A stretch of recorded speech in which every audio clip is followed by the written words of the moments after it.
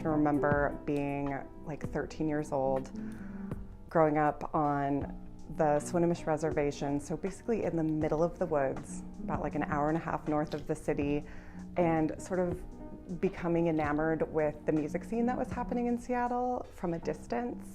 And I would steal my brother's boombox and kind of drag it into the bathroom in our like small trailer in the middle of the woods on the res.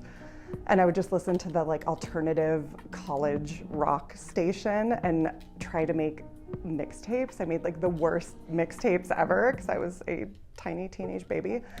But I can remember like it was yesterday, the first time I heard Bikini Kill's White Boy.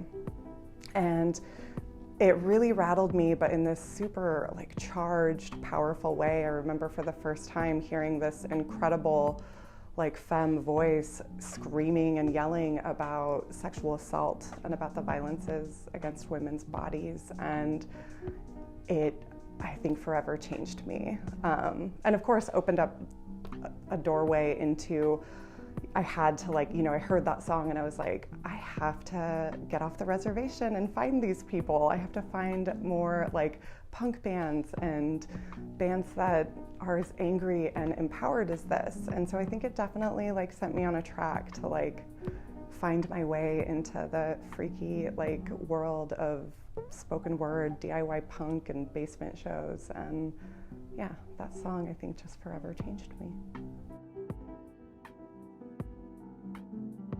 You know, instinctively, I always want to answer, you know, growing up Coast Salish and very close to my Coast Salish heritage, and my great-grandmother who did a lot of language revitalization work. She sort of, you know, single-handedly created and like saved our language from extinction. And so I grew up very close to her, and hearing her tell our tribal myths and legends. She'd always tell them in Lushootseed, our traditional language, and then also in English. And I always, when I'm like, what is a, you know, story or something that has really impacted my life, I want to go there because that's part of me.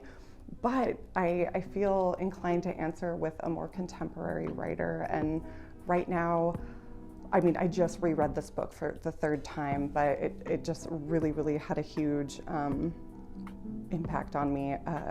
Kawai Strong Washburn is a novelist or author from Hawaii, and he wrote this incredibly beautiful book called Sharks in the Time of Saviors. And I fell in love with it, like as an Indigenous writer, as an Indigenous person, just for the storytelling alone is so unapologetically Native. He's writing a story about this contemporary Native Hawaiian family as they sort of navigate all of the aftermath of settler colonial trauma and like the recent colonization of the Hawaiian Islands. And he pulls in his own like Hawaiian legends into the book, and just on the page it's just so like, oh, this is a Native Hawaiian experience. And I think that that's something not a lot of or like the mainstream, you know, lit world and publishing world like hasn't seen yet. And that book just really inspired me, and I thought it was beautiful. So like I literally just finished rereading it for the third time like 2 days ago. When I get really excited about true community, it's impossible not to think of like this group of emerging Native voices in the world that I'm so like just over the moon about. You know, some of which are my friends from the Institute of American Indian Art, and some of them are total strangers. But right now I get so excited about this sort of like renaissance of Native writers, Native directors, screenplay writers, jewelers and visual artists. But I see it sort of like starting to rise up and like become more and more part of the mainstream.